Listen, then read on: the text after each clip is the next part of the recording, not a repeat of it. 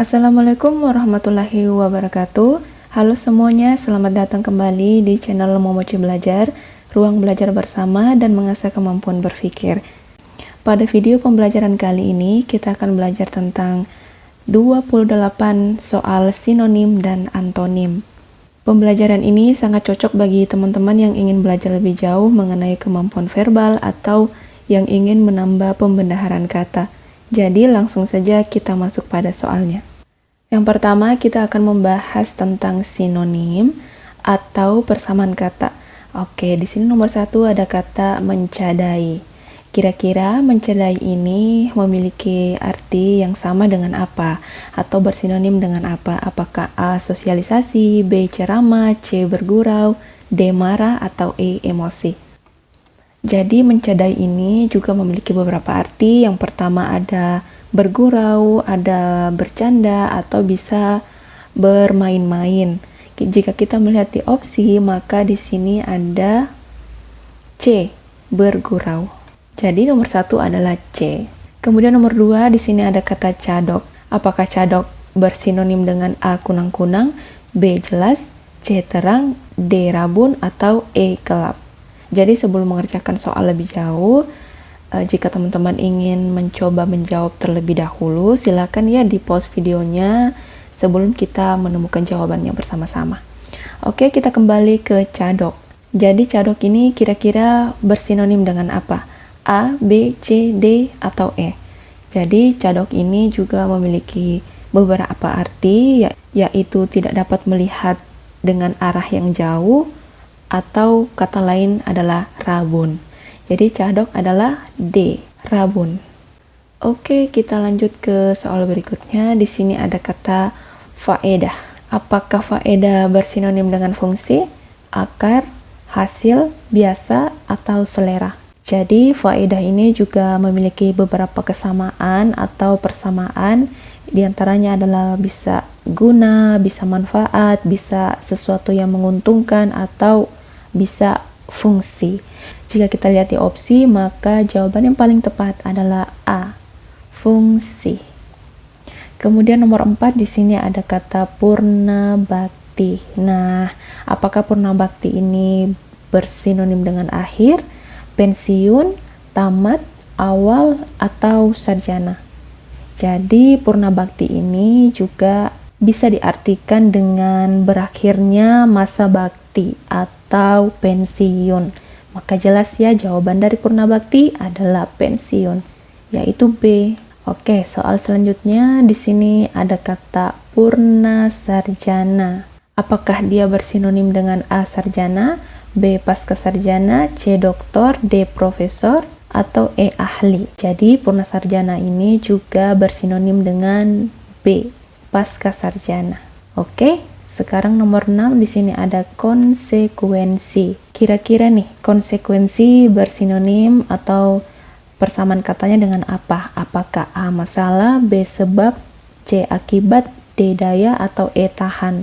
Jadi konsekuensi ini juga memiliki beberapa arti, yaitu akibat dari suatu perbuatan, atau dampak dari suatu perbuatan, atau efek. Jika kita lihat di opsi A, B, C, D, dan E, maka jawaban yang paling tepat itu adalah C, akibat. Oke, kita lanjut soal berikutnya. Di sini ada kata konsekutif. Kira-kira konsekutif ini bersinonim dengan apa? Apakah deret, random, bilangan, berurutan, atau acak? Jadi konsekutif ini juga memiliki beberapa arti. Yang pertama bisa berantai, kemudian bisa bersambung, kemudian bisa juga berurutan. Jika kita lihat di opsi, maka pilihan yang paling tepat itu adalah D, berurutan. Kemudian nomor 8 di sini ada kata korosi. Nah, apakah sinonim dari korosi itu kikis, aluminium, efek, besi, atau karat? Jadi korosi ini juga bisa diartikan dengan proses pembentukan, dengan proses perubahan atau perusakan yang disebabkan oleh reaksi kimia, atau dengan kata lain adalah karat. Ya, jawabannya adalah E, karat. Oke, kita lanjut. Nomor 9 di sini ada kata adagio. Apakah bersinonim dengan siksa, melambai, tempo lambat, kemudian atau irama. Jadi adagio ini juga bisa diartikan dengan C, tempo lambat. Jawabannya adalah C ya. Nomor 10 di sini ada kata allegro. Apakah allegro bersinonim dengan irama, siku-siku, siksak, tempo cepat, atau tempo lambat? Jadi allegro ini merupakan antonim ya, antonim dari adagio atau lawan kata dari adagio. Tadi adagio adalah tempo lambat, berarti allegro adalah D, tempo cepat. Jawabannya adalah D. Oke, soal selanjutnya nomor 11 di sini ada kata adagium. Nah, apakah adagium ini bersinonim dengan puisi, pepatah, umpan, hiburan, atau permainan? Jadi adagium ini juga memiliki beberapa arti. Yang pertama bisa peribahasa atau pepatah. Jika kita lihat di opsi, maka pilihan B lah yang paling tepat. Nomor 11 adalah B, pepatah. Kemudian nomor 12 di sini ada kata presensi. Kira-kira nih presensi bersinonim dengan apa? Apakah A, kehadiran, B, bolos, C, rajin, D, telat, atau E, kebijakan? Jelas ya, presensi itu adalah A, kehadiran. Maka jawabannya adalah A. Oke, soal selanjutnya di sini ada kata preservasi. Nah, apakah preservasi ini bersinonim dengan A, memusnahkan, B, pembakaran, C, pengawetan, D, observasi, atau E, denda? Jadi preservasi ini juga memiliki beberapa arti ya. Di antaranya adalah pemeliharaan, penjagaan, perlindungan, atau pengawetan. Jika kita lihat di opsi, maka pilihan yang paling tepat itu adalah C, pengawetan. Nomor 14 di sini ada kata candrasa. Apakah candrasa ini bersinonim dengan cermin, objek, lampu, mesin, atau pedang? Jadi candrasa ini bersinonim dengan E, pedang. Nomor 14 adalah E. Oke, kita lanjut. Kita sekarang beranjak ke pembahasan yang baru, yaitu antonim atau lawan kata. Nomor 1 di sini ada kata keras. Keras ini berantonim dengan apa? Apakah A, karet, B, gabus, C, alot, D, lunak, atau E, padat? Kita lihat jawaban A, karet ini kurang tepat, gabus juga bukan, alot ini sama saja dengan keras, berarti alot bisa jadi sinonim dari keras. Kemudian D, lunak. Ini adalah jawabannya.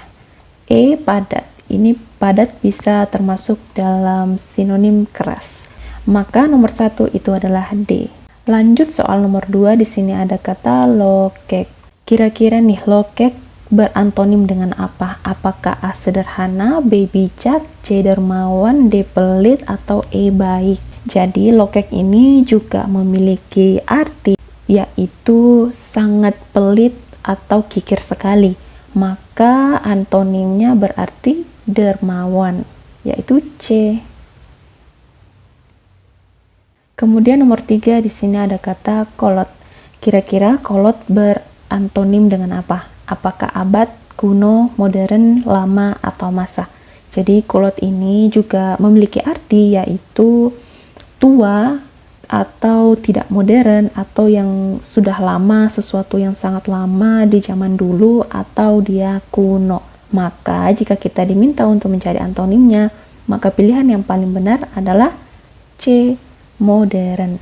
Nomor 4 di sini ada kata pasang. Kira-kira nih, pasang berantonim dengan apa? Apakah A, laut, B, pisah, C, pasangan, D, surut, E, ombak? Jelas ya, antonim dari pasang adalah surut, yaitu D. Oke, soal selanjutnya. Di sini nomor 5 ada kata lalai.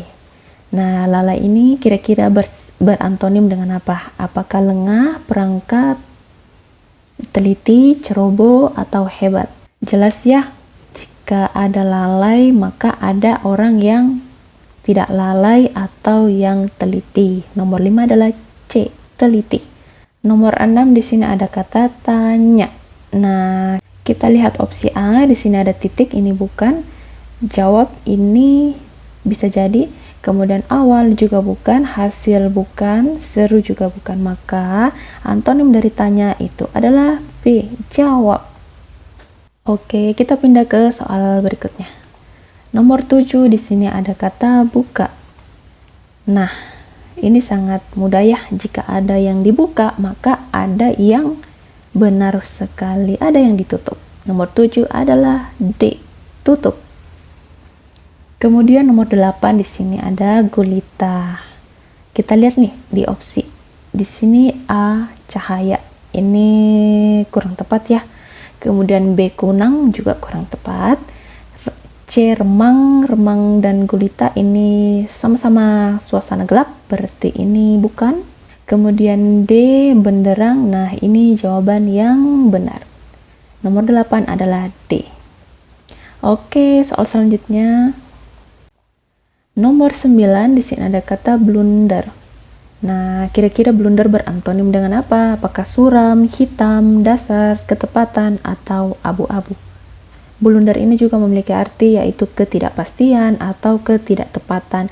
Jika kita lihat di opsi, maka pilihan yang paling benar yang menjadi antonim dari blunder itu adalah D, ketepatan.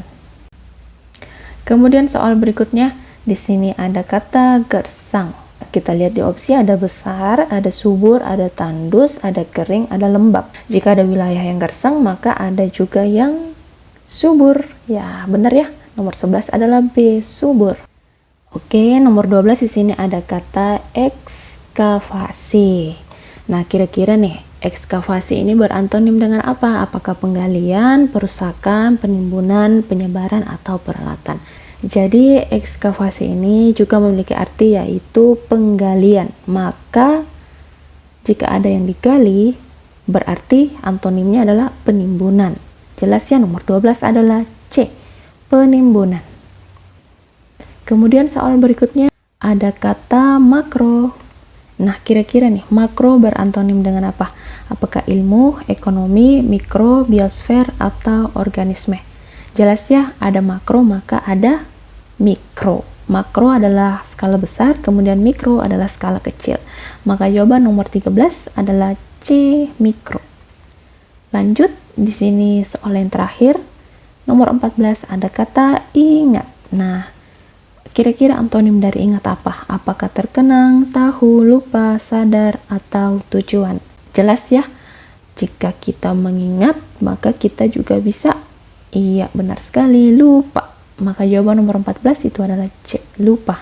Oke teman-teman semuanya, video pembelajaran kemampuan verbal khususnya sinonim dan antonim cukup sampai di sini. Silakan akses video lainnya jika teman-teman masih semangat nih untuk berlatih. Jika video ini membantu teman-teman semua, maka jangan lupa untuk dukung channel Momoci Belajar dengan cara like, subscribe, share ke teman-teman kalian yang mungkin juga ingin belajar sinonim dan antonim. Oke, kita bertemu di video selanjutnya.